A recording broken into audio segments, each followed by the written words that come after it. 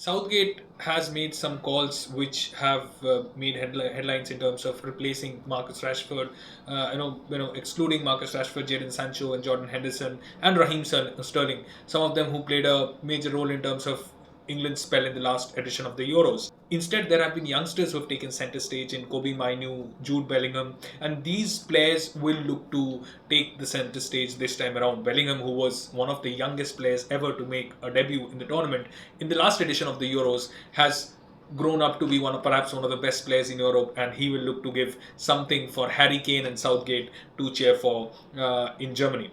Now, moving on to the other favourites, of course, talking about the last dance of Southgate to that of Cristiano Ronaldo, who won the 2016 edition of the tournament, leading as captain. Ronaldo's form has been with the national team has been a topic of discussion for a long period of time, and he will look to bury the ghosts of that, especially those during the FIFA World Cup 2022, to finally redeem himself as another leader at 39. To be very honest, he's well past his prime, but he will look to finish his career on a high in Germany, especially at a time when his move to Saudi Arabia has been looked as something of him moving off from competitive European football.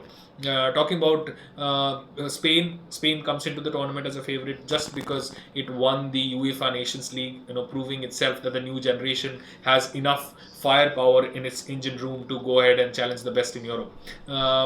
When we talk about Germany misses out as being a favorite for the first time in a long time because it has been inconsistent in terms of their performance with their managers, be it with Hansi Flick, and now that Nagelsmann comes in, it remains largely untested with the squad that it has, and that is why it comes in as one to prove itself, not as a favorite but as a host nation to turn the odds in its favor.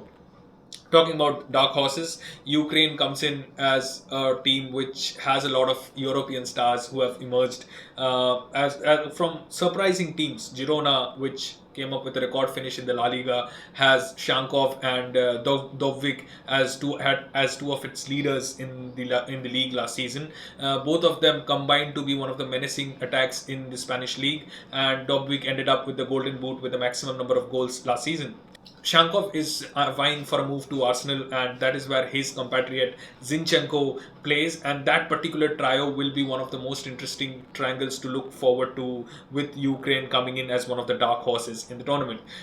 When we talk about Cristiano Ronaldo, this video cannot be done without talking about him, because he has been, he has smashed number of records in the tournament. He has the most goals in the finals of the tournament, has most appearances in the tournament, and comes in as one of the oldest players here. He has already won the tournament, as a lot of people had doubted his ability in national team colours, and he will look to repeat that in Germany this time around. There are certain players who we have not talked about, and obviously that is where another favourite comes into the fray, and that will be France, who will be led by Kylian Mbappe. Mbappe made headlines recently, completing his move from PSG to Real Madrid, and he will look to take center stage this time around to lead the La Blues to victory.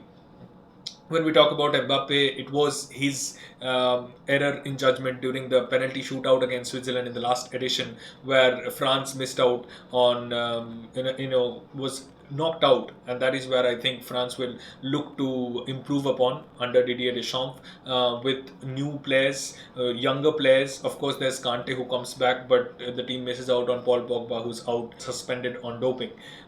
We talk about some players who have also, major stars of Europe who will miss out. Among them is European champion Thibaut Courtois, who made a number of saves in the UCL final, helping Real Madrid to the 15 Champions League title. On the other hand, there's Erling Haaland, who won the treble just a season ago and won the Premier League this season, misses out just because he couldn't help Norway secure qualification for the tournament.